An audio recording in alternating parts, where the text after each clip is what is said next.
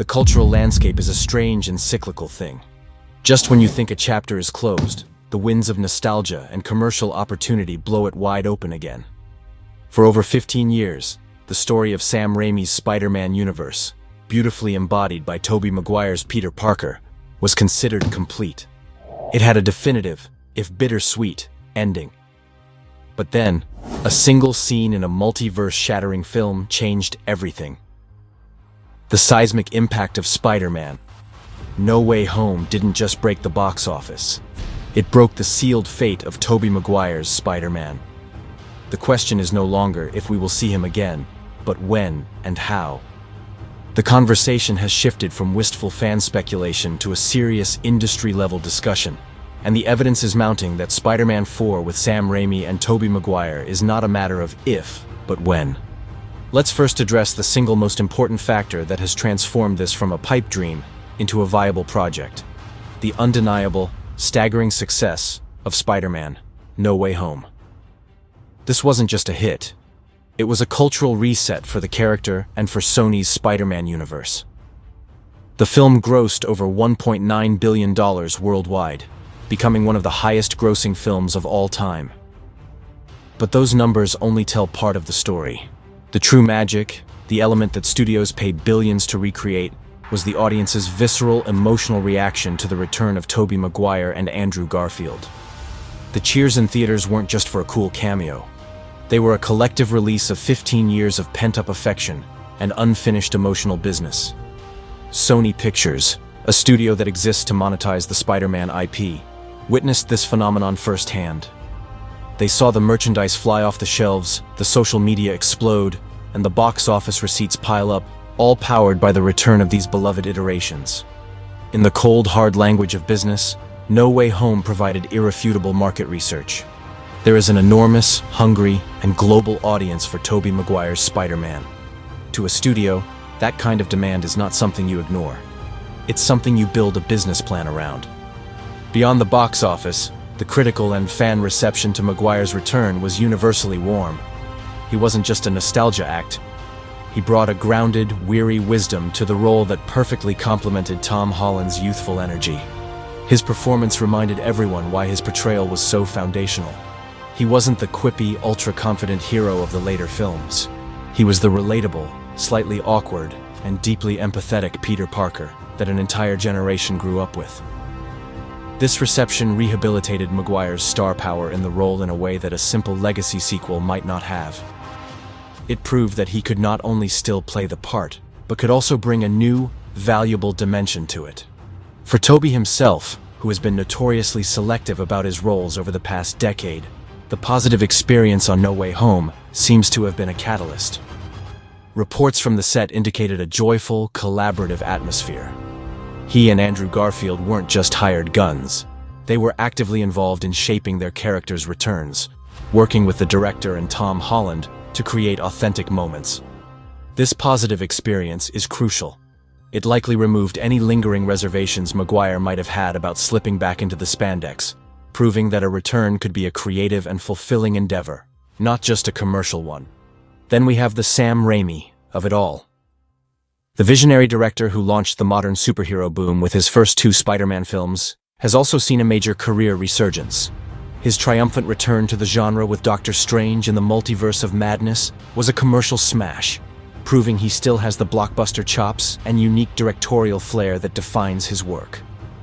Multiverse of Madness, for all its strengths and weaknesses, was a film deeply entangled with the concept of alternate realities and variant heroes. Raimi was literally playing in the sandbox that makes a Spider-Man 4 possible.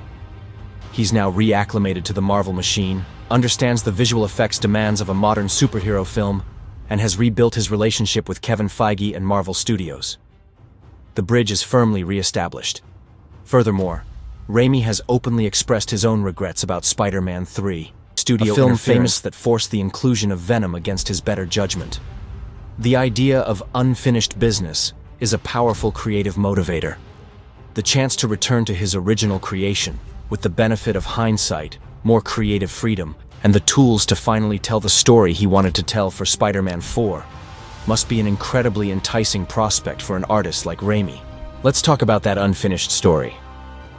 The cliffhanger ending of Spider-Man 3 and the subsequent cancellation of Spider-Man 4 left numerous threads dangling that a new film could beautifully pick up.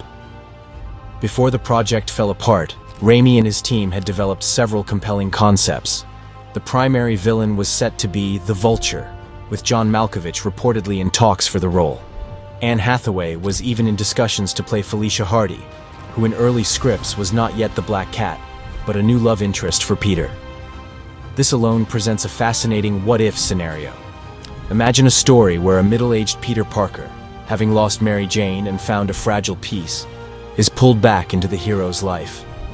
He could be mentoring a younger hero, or perhaps even dealing with the return of Harry Osborn, given James Franco's absence from the public eye.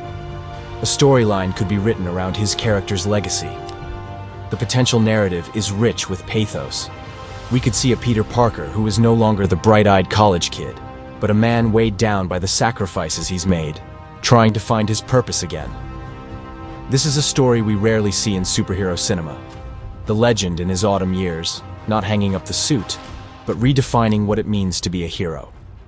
The context of the current cinematic landscape also makes Spider-Man 4 a logical, almost inevitable move. We are firmly in the era of the multiverse.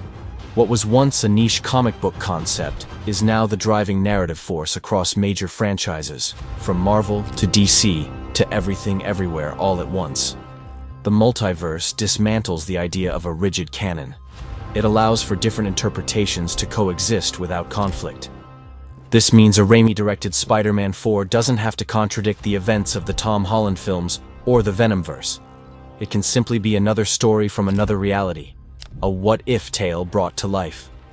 This narrative freedom is liberating for creators and a marketing goldmine for studios. Furthermore, the industry has fully embraced the power of legacy sequels. Top Gun, Maverick, Creed, and Star Wars. The Force Awakens have all proven that bringing back beloved characters and actors decades later, when done with respect and a compelling reason, can be both a critical and commercial triumph. Spider-Man 4 fits this model perfectly. It's the ultimate legacy sequel, picking up the story of a defining cinematic hero for a new chapter that honors the past while forging its own path. From a purely logistical and financial standpoint, the pieces are easier to align than ever before. The relationship between Sony and Marvel Studios, while complex, is currently productive and the evidence is mounting that Spider-Man 4 with Sam Raimi and Tobey Maguire is not a matter of if, but when. Productive and lucrative. The success of the Holland films and No Way Home has created a framework for collaboration that benefits both parties. A Spider-Man 4 would primarily be a Sony production, much like the Venom and Morbius films, but the door is open for Marvel Studios to provide creative input or even a co-producing credit, given the film's importance to the broader multiverse narrative they are weaving. This isn't the fractured, difficult relationship of the past. It's a partnership built on mutual financial gain. For Sony, Spider-Man 4 is a guaranteed billion-dollar grosser. The hype alone would be immeasurable. It would be the crown jewel of their Spider-Man universe, an event that could arguably even eclipse a new Tom Holland standalone film in terms of sheer audience anticipation. The marketing writes itself. The legend returns. The story continues. It is, from a business perspective, the closest thing to a sure bet that exists in the volatile film industry. We also have to consider the actors themselves. Beyond Tobey Maguire's apparent willingness, the rest of the core cast has shown openness to a return. Kirsten Dunst, who defined Mary Jane Watson for a generation, has spoken fondly of her time in the role and, more importantly, has expressed that she would be open to returning if the project was right. Given her recent acclaimed work in The Power of the Dog, her involvement would lend the project immense dramatic credibility. The same goes for J.K. Simmons, who has already seamlessly reprised his iconic role as J. Jonah Jameson in both the Marvel Cinematic Universe and the Spider-Man video game. He is, for all intents and purposes, already back. The beloved supporting players like Rosemary Harris as Aunt May, while older, could still play a pivotal role in Peter's life. The reassembly of the original family is not just possible, it's a key ingredient to the film's emotional resonance. Of course, there are challenges. The most significant one is crafting a story that justifies its own existence beyond mere nostalgia. A Spider-Man 4 cannot simply be a victory lap. It needs a compelling, character-driven narrative that explores new territory for this older, wiser Peter Parker. It must answer the question, why now? What story is left to tell? The good news is that the foundation laid by No Way Home provides the perfect springboard. Peter's encounter with Tom Holland's Spider-Man, who was in the midst of an unimaginable personal tragedy, could have profoundly affected him. It could have reignited his sense of responsibility, showing him that the fight never ends and that his experience is a valuable asset to the wider multiverse. Perhaps he returns to his reality with a new mission, not just to be New York's friendly neighborhood Spider-Man, but to become a mentor, a guide, or a guardian of the multiverse itself. The themes of legacy, mentorship, and finding hope after profound loss are ripe for exploration and perfectly suited for the more mature tone a Raimi-directed sequel would likely take. The cultural demand is palpable. It's in the endless fan art, the passionate online discussions, the YouTube videos with millions of views dissecting every potential clue. This isn't a fringe desire. It's a mainstream audience craving. When a post on social media from a reputable source even hints at talks happening, it generates thousands of likes and shares within hours. This sustained organic hype is a powerful engine. Studios monitor this digital chatter closely. This film is not just waiting. It is actively campaigning for it to happen. In today's media environment, that kind of built-in, pre-existing awareness is worth hundreds of millions of dollars in free marketing. Ultimately, the return of Tobey Maguire's Spider-Man in a fourth film is a convergence of perfect timing, overwhelming demand, and clear commercial logic. The success of No Way Home broke the seal. The resurgence of Sam Raimi and the positive experience of the cast made it creatively feasible. The era of the multiverse and legacy sequels made it narratively possible. And the cold, hard economics of the film industry make it financially inevitable. Sony would be leaving $1 billion on the table by not moving forward with this project. It is no longer a question of if, but a question of when. The pieces are all on the board, and they are moving into place. It's only a matter of time before we get the official announcement that will send shockwaves through the world of cinema, that the black suit is coming out of storage, that the classic theme music will swell once more, and that we will all get to return to the world that started it all for one more unforgettable adventure. The story of the greatest hero of a generation is not over. In many ways, it's just beginning again. The journey back to the world of the original web-slinger is one paved with more than just nostalgia. It's a path defined by a fundamental shift in how we consume and value our cinematic heroes. We are no longer in an era where a story truly ends. With the concept of the multiverse now firmly embedded in the mainstream consciousness, every story, from every era, has the potential for a new chapter. This isn't about erasing the past or undoing a perfect ending. It's about expanding the canvas and exploring new shades of a character we thought we knew completely. Tobey Maguire's Peter Parker walked away from Mary Jane at the end of Spider-Man 3 to keep her safe, a tragic but noble conclusion. Spider-Man 4 offers the chance to explore the consequences of that choice 15 years later. Has he found peace in his solitude? Has the weight of being Spider-Man become a crushing burden without the light of a personal life to balance it? Or has he, against all odds, found a new way to be happy? These are profound, dramatically rich questions that only an older Peter can answer. Furthermore, the success of Spider-Man.